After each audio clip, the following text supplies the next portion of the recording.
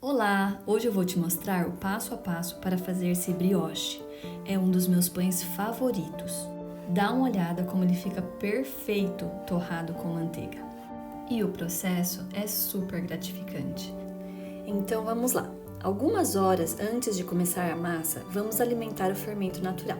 Nós queremos que ele esteja no pico do crescimento, na fase mais ativa.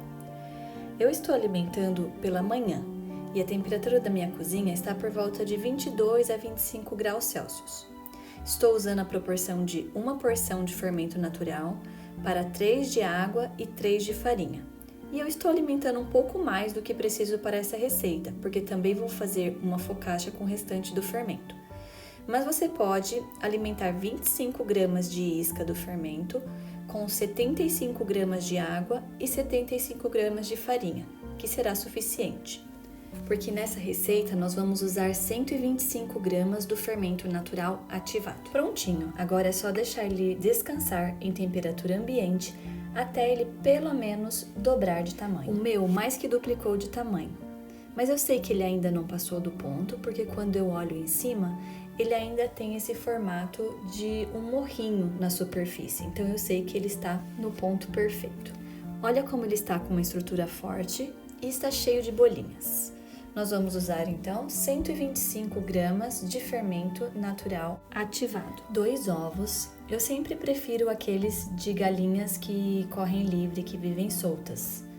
40 ml ou 40 gramas de leite, toma cuidado para não cair mais porque é realmente bem pouquinho.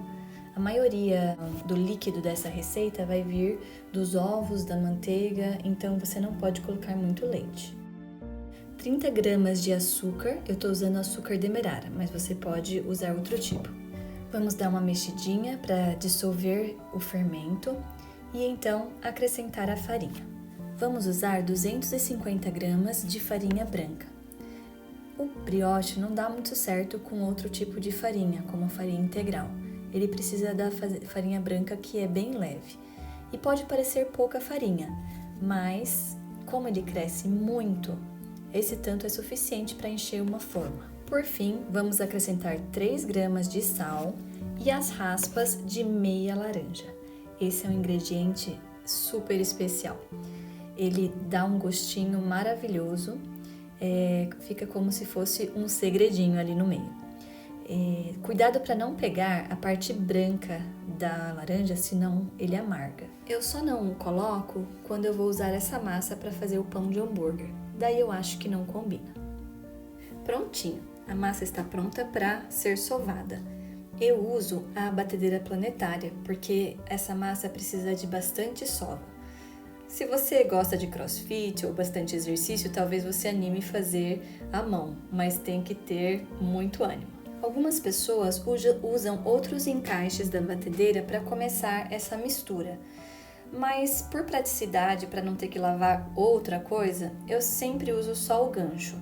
Ele tem a capacidade de integrar todos os ingredientes. De vez em quando, se eu preciso, eu empurro com uma espátula os cantos para que a farinha seja integrada, mas rapidamente todos os ingredientes se integram numa massa e aí a gente pode aumentar a velocidade da máquina para que ela sove mais rápido. Enquanto ela faz o trabalho dela, nós já podemos pesar a manteiga que vamos usar. São 75 gramas de manteiga em temperatura ambiente. Se o clima estiver muito quente, você pode usar até a manteiga gelada. A massa precisa estar bem sovada antes de você acrescentar a manteiga. Se você acrescentar a manteiga muito cedo, vai ser ainda mais difícil da massa chegar ao ponto certo. Então, por experiência própria, eu te digo, bata bem a massa antes de acrescentar a manteiga, pelo menos 10 minutos na batedeira. De vez em quando, vale a pena dar uma parada na batedeira e uma descolada da massa de todos os lados, para que ela possa bater uniformemente. Depois de mais ou menos 10 minutos batendo, você já pode notar que a massa tem um pouco mais de estrutura e ela já começa a grudar e soltar das laterais da tigela. Então, a gente já pode começar a colocar a manteiga. É sempre bom ir colocando aos poucos. e deixando que a manteiga que a gente já colocou seja incorporada na massa antes de acrescentar mais. Volta e meia eu também dou uma ajudinha com a espátula para que tudo seja incorporado.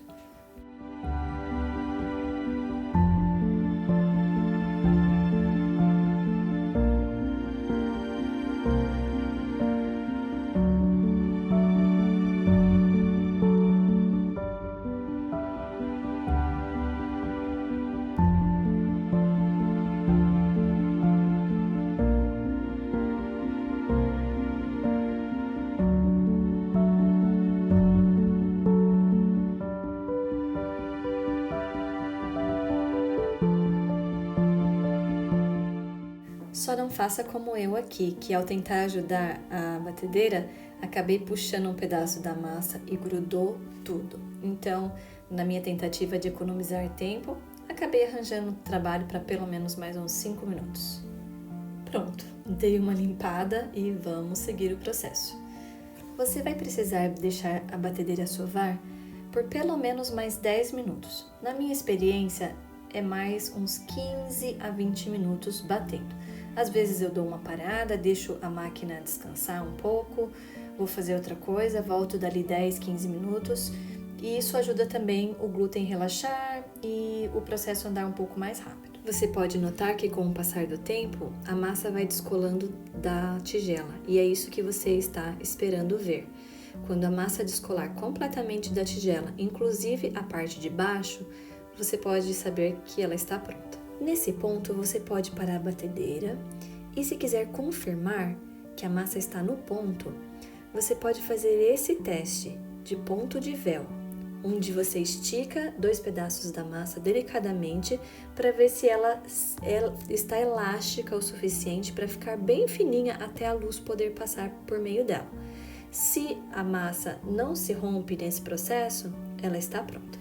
Vamos colocar um pouquinho de azeite na tigela onde você quer que a massa fermente e depois despejar a massa nessa tigela. Vamos moldar a massa em uma bolinha para a primeira fermentação. A gente vai puxando as laterais ao redor todinho e depois a gente vira toda a massa de cabeça para baixo para que a parte de baixo, que já está com um pouco do azeite, fique para cima e a bolinha fique lisinha. Vamos deixar crescendo em temperatura ambiente coberta. A minha ficou mais ou menos 3 horas. Dá para ver que a fermentação está acontecendo, algumas bolhas e ela quase duplicou de tamanho. Como já era noite, eu deixei ela terminar a fermentação durante a noite na geladeira. Na manhã seguinte, ela não tinha mudado tanto, mas ela cresceu um pouco mais na geladeira ainda. O bom da fermentação natural é isso, que sempre dá para você fazer essa pausa, colocando a massa na geladeira até você estar pronto para moldar e fazer a próxima fermentação. Você pode moldar essa massa de várias maneiras. Você pode fazer pães de hambúrgueres redondos ou pães trançados e de outras formas. Mas hoje eu vou te ensinar a moldar como um brioche de forma tradicional. A gente começa achatando a massa para que ela forme um disco redondo. Com um raspador de bancada ou uma faca, você pode dividir a massa em 4 e depois no meio de novo para ficar em 8 pedaços. Você pode pesar cada pedaço também, mas eu vou no olho mesmo. Depois, com cada pedaço, você achata ele contra a bancada, enrola as pontas para dentro, formando uma bolinha, vira contra a sua mão ou contra a própria bancada e vai rodando ele para selar embaixo. Se for necessário, você pode virar ele de cabeça para baixo na sua mão e selar com os dedos também. Vamos repetir o processo com os 8 pedaços, encaixando eles na forma em 2 fileiras de 4 bolinhas.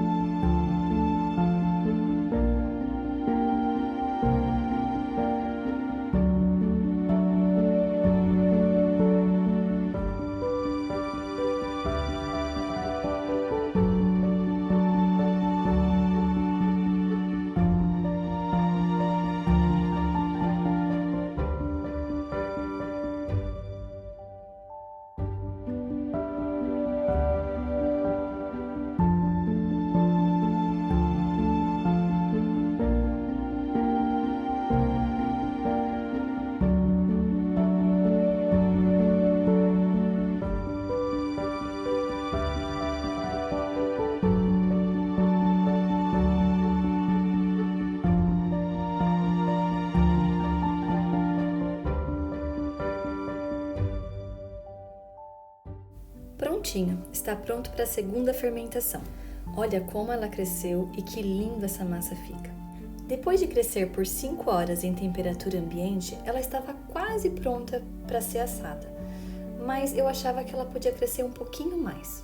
Acontece que eu tinha que sair com a minha família. Eu coloquei na geladeira de novo e quando eu voltei para casa, mais ou menos 8 horas da noite, foi quando eu tirei ela da geladeira, passei o ovinho por cima e coloquei a massa para assar. Mais uma vez, a vantagem da longa fermentação, que é muito flexível e adaptável. O brioche é assado em fogo baixo, médio-baixo, para que essa massa tão enriquecida tenha tempo de assar bem por dentro, sem torrar por fora. São 20 a 40 minutos de forno a 180 graus Celsius. No meio do processo, é sempre bom você virar o brioche para que ele possa assar por igual.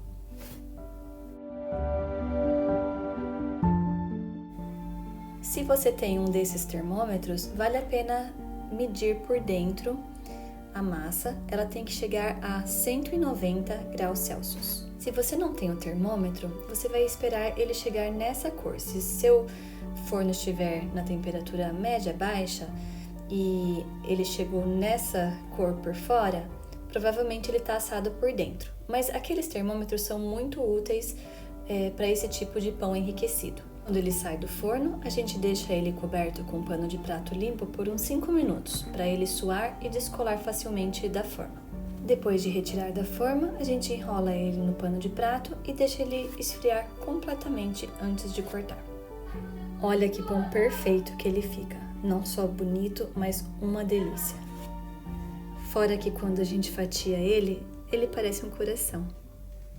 Espero que você tenha gostado do vídeo e que você tente fazer esse brioche maravilhoso. Uma dica é torrar ele na frigideira com manteiga no dia seguinte. Fica delicioso! Eu amo!